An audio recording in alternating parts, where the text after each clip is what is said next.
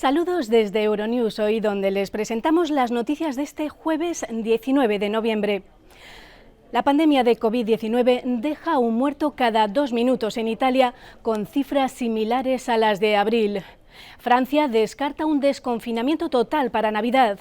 En Nueva York, golpe al mayor distrito educativo de Estados Unidos. La pandemia lleva al cierre de las escuelas públicas. El huracán Iota lleva la desolación a Centroamérica y el exministro de Defensa Salvador Cienfuegos regresa a México desde Estados Unidos libre de los cargos de narcotráfico que pesaban sobre él.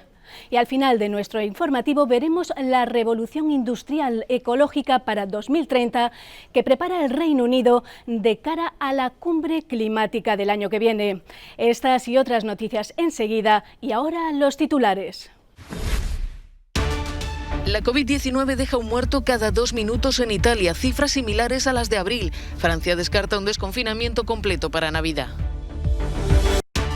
Nueva York cerrará las escuelas públicas por el coronavirus, un duro golpe a la recuperación de la ciudad que tiene el mayor distrito educativo de Estados Unidos.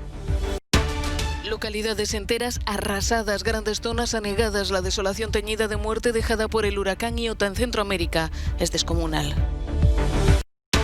El exministro de Defensa, Salvador Cienfuegos, regresa a México desde Estados Unidos libre de los cargos de narcotráfico que pesaban sobre él gracias a un acuerdo político. En lo que dura esta noticia, una persona más habrá muerto en Italia por coronavirus. El país ha vuelto a cifras de principios de abril, con un fallecido por la pandemia cada 2 minutos, 753 decesos en las últimas 24 horas. Con buena parte de Italia confinada, la curva de contagios empieza a disminuir. El efecto no se siente, sin embargo, en las hospitalizaciones y en los ingresos en cuidados intensivos, en los que este jueves entraron 120 personas más. Ha habido un aumento vertiginoso de las hospitalizaciones y, francamente, no puedo decirles cuándo se alcanzará el pico, si ya se ha alcanzado o si se alcanzará en una semana o en 15 días. En Francia, el confinamiento empieza a dar frutos, con menos contagios y hospitalizaciones. Sin embargo, el gobierno advierte de que la reapertura prevista a principios de diciembre no será total, sino por etapas y condicionada, con la posible imposición de un toque de queda nocturno. Los comerciantes gritan socorro a un mes de Navidad. Se espera que durante las fiestas las autoridades relajen las restricciones de viaje, porque esa es la otra gran cuestión que se plantean muchos franceses, si podrán pasar esos días junto a sus familias. La segunda ola de la pandemia también atenaza a Suiza. Los servicios de cuidados intensivos están al máximo de su capacidad. El gobierno ha ordenado al ejército que refuerce su presencia en los hospitales, donde ya está llevando a cabo numerosas tareas. Los militares están implicados sobre todo en los hospitales. Dan su apoyo en los servicios de cuidados intensivos, en cuidados intermedios y en el transporte de enfermos. También ayudan con la alimentación de los pacientes y apoyan al personal médico en diferentes tareas, explica este comandante. Las autoridades han anunciado ayudas financieras para particulares y empresas. Suiza se resiste a imponer un nuevo confinamiento.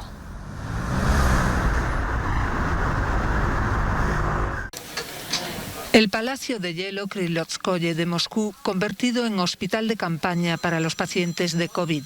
El miércoles, Rusia registró un máximo de 23.610 contagios y 463 fallecimientos. Hubo que hacer sitio para los pacientes. Andrei Shkoda es el jefe médico.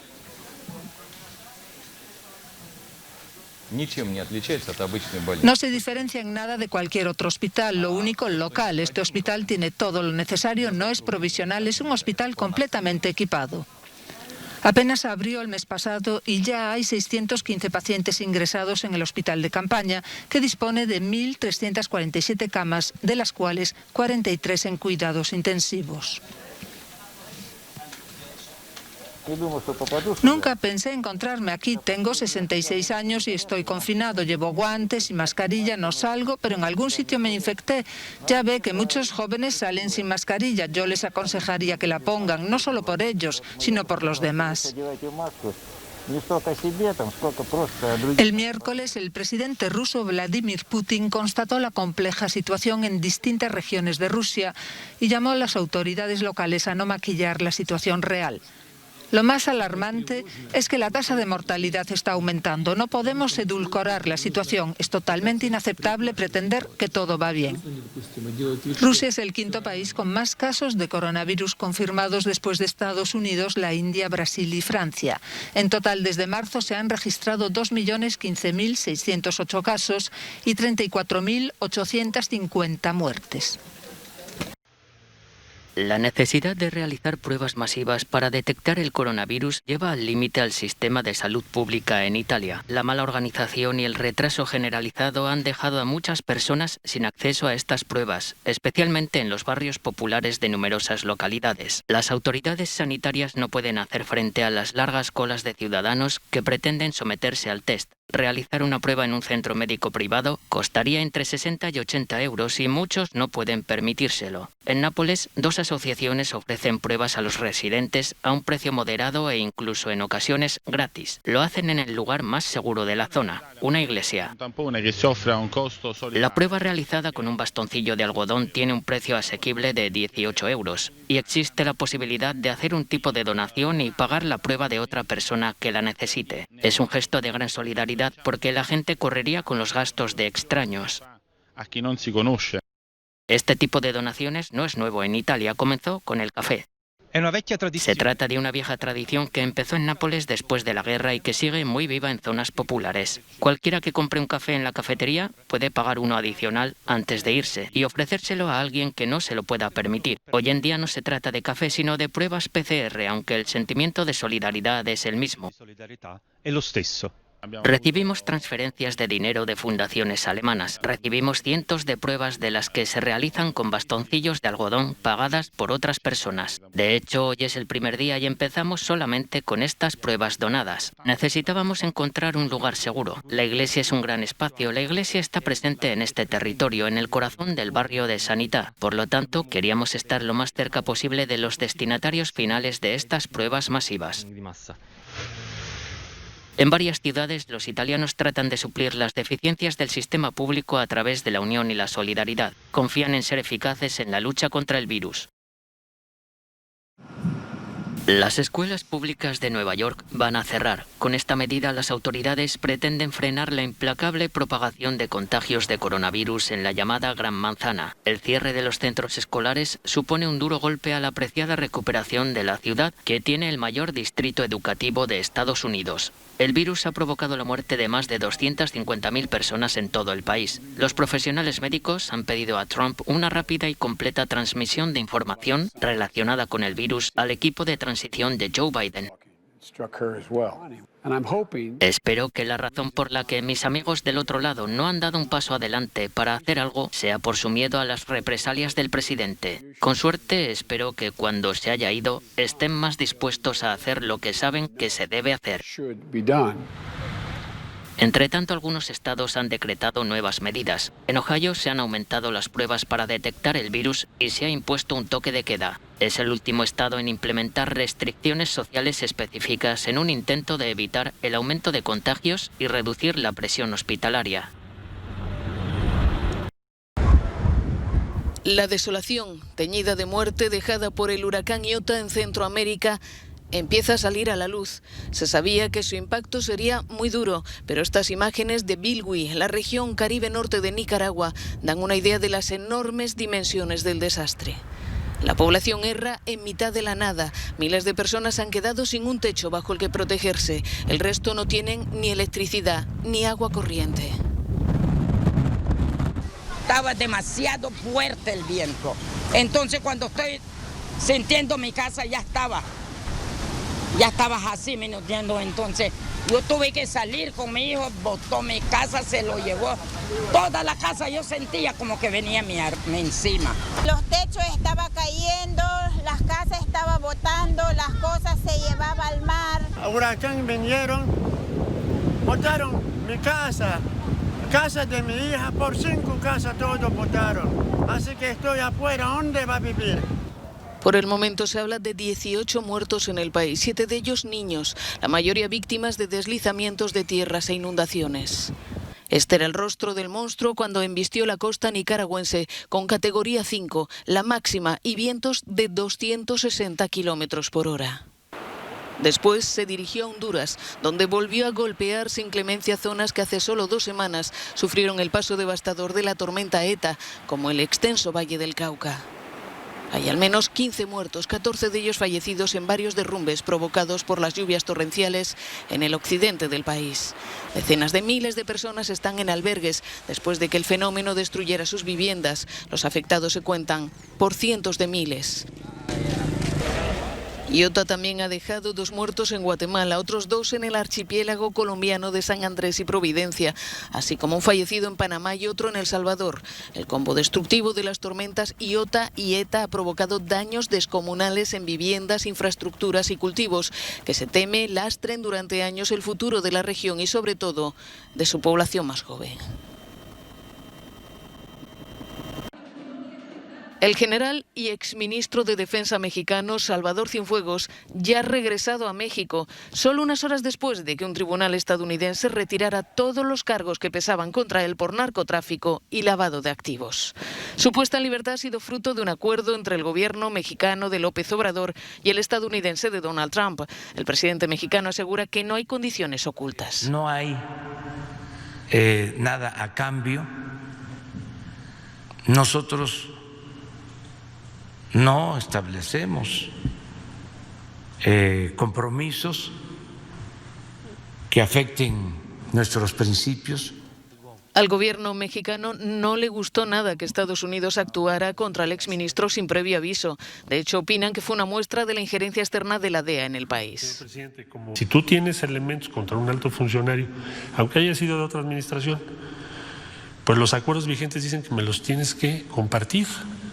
Cienfuegos, un general que gozaba de gran reputación, fue ministro de Defensa entre 2012 y 2018 durante el gobierno de Enrique Peña Nieto. Este caso genera opiniones diversas entre la población. Cualquier cosa que pase, la acusación ya afectó al general Cienfuegos y supongo que ya no representa un riesgo. Entonces, pues es conveniente que en México sea donde se le procese. Me llama la atención que el gobierno de los Estados Unidos, que es tan cuidadoso para fincar los cargos y para cómo manejan ellos los procesos legales, el que hayan desestimado los cargos tan sencillo.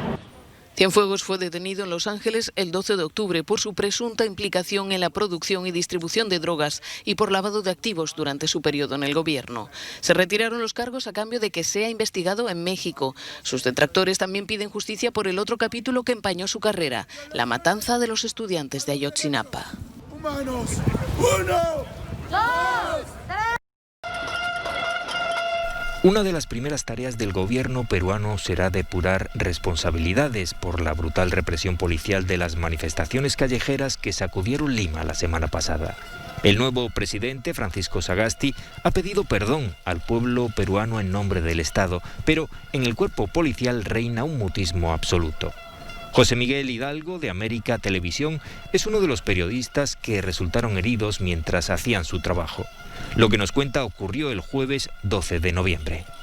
La policía tiene por orden, es un protocolo en Perú, que cuando lanzan las bombas lacrimógenas con armas, se lanza aproximadamente en 45 grados para que la bomba lacrimógena recorra una distancia y pueda retirar a la masa que está protestando.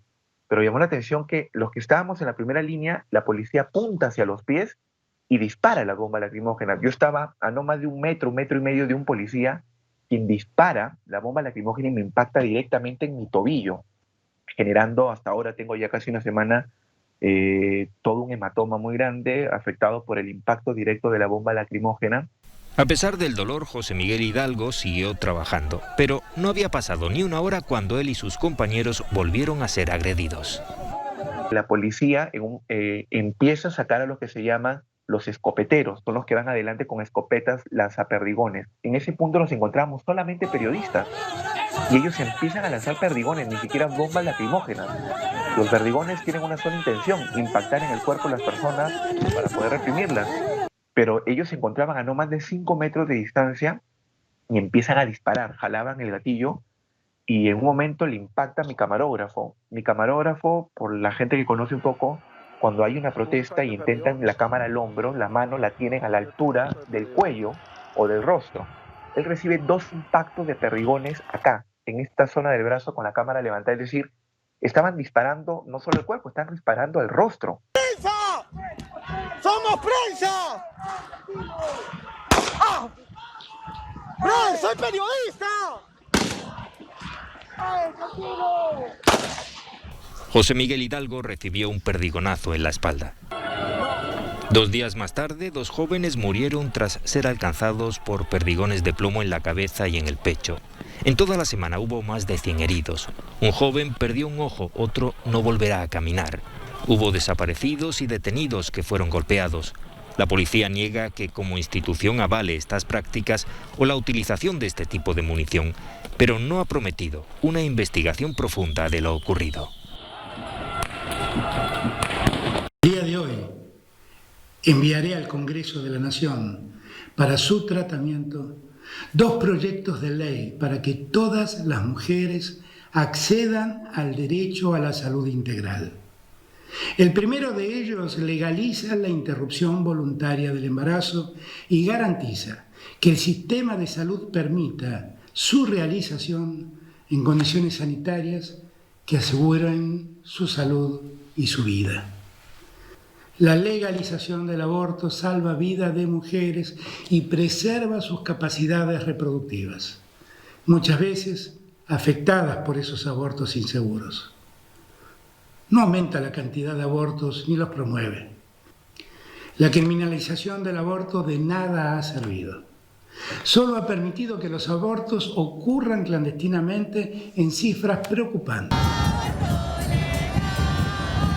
Estas son las palabras con las que el presidente de Argentina, Alberto Fernández, anunció que enviará al Congreso un proyecto de ley para legalizar la interrupción voluntaria del embarazo. Y esta es la reacción de miles de mujeres que reivindican con sus mareas verdes el aborto legal, seguro y gratuito desde 2018, cuando el proyecto para despenalizarlo logró el visto bueno de la Cámara de Diputados, pero fue rechazada por el Senado tras 12 horas de tenso debate celebrado en medio de la crispación en la calle entre partidarios y detractores de la medida. Actualmente en Argentina está permitido abortar solo en el caso de que el embarazo sea fruto de una violación o haga peligrar la vida de la madre. El gobierno español ha comenzado a trasladar a parte de los migrantes que están hacinados en el puerto canario de Arguineguín. Unos 200 han sido llevados este miércoles a unas instalaciones de campaña del ejército en Barranco Seco, con capacidad para unas 800 personas. Sin embargo, los números no cuadran, pues apenas cubre las nuevas llegadas a la isla desde el martes. Ese día, la Policía Nacional facilitó la salida a unos 200 migrantes del puerto de Arguineguín y el ayuntamiento los llevó en autobuses hasta la delegación del gobierno en Las Palmas de Gran Canaria, sin tener ningún lugar en el que pasar la noche. La alcaldesa de Mogán explica por qué los trasladaron. Que manifestaban que querían desplazarse a Las Palmas de Gran Canaria porque tenían conocidos y familiares, porque estaban las redes de las ONG y también el consulado marroquí y querían irse a la ciudad de Las Palmas. Finalmente fueron alojados en un complejo turístico. En el Congreso, unos han recriminado al Ejecutivo haber abandonado a los migrantes, otros su incapacidad para gestionar la crisis. El ministro del Interior se ha negado a dimitir, como le pedían, pero ha prometido depurar responsabilidades. He ordenado una investigación y se tomarán las medidas necesarias y precisas si se observa alguna descoordinación. Nosotros no tenemos ningún inconveniente en reconocerlo porque en nuestro caso son puntuales y tomaremos las medidas que sean precisas en ese sentido. La pandemia y sus consecuencias económicas en el continente africano tienen mucho que ver con el estallido de esta crisis migratoria, la peor que se vive en las Islas Canarias desde el año 2006. Más de 17.000 personas han llegado a sus costas desde enero. Según la ONG Caminando Fronteras, 480 migrantes perdieron la vida intentando llegar a las islas tan solo en la última semana de octubre. Las organizaciones ecologistas aplauden la decisión del Reino Unido de prohibir la venta de nuevos coches de combustión a partir del 2030. 10 años antes que España y Francia y 5 años después de lo que lo hará Noruega, hasta ahora el país más ambicioso. El anuncio forma parte de un plan para una revolución industrial verde y de paso envía un poderoso mensaje al resto de países que participarán en la cumbre del clima dentro de un año. Lo que esperamos es que dé impulso a la eliminación de los combustibles fósiles de nuevos vehículos y que la Unión Europea lo siga. Es un tipo de dinámica diferente a cuando estábamos dentro. No obstante, el impacto y el impulso que suponen están ahí y eso es lo importante. Se espera que la medida tenga un impacto positivo en la economía, con la creación de hasta 250.000 puestos de trabajo británicos. El plan incluye ámbitos de actuación en materia de energía limpia, transporte, protección de la naturaleza y tecnologías innovadoras, y se configura como la gran apuesta del gobierno de Boris Johnson en la estrategia de descarbonización de la economía para mediados de siglo, además de ser un ejemplo ante la cumbre del clima de la ONU que se celebrará el año que viene en Glasgow. Ya nos despedimos, les dejamos con nuestro No Comment del día. Gracias por su atención y hasta mañana.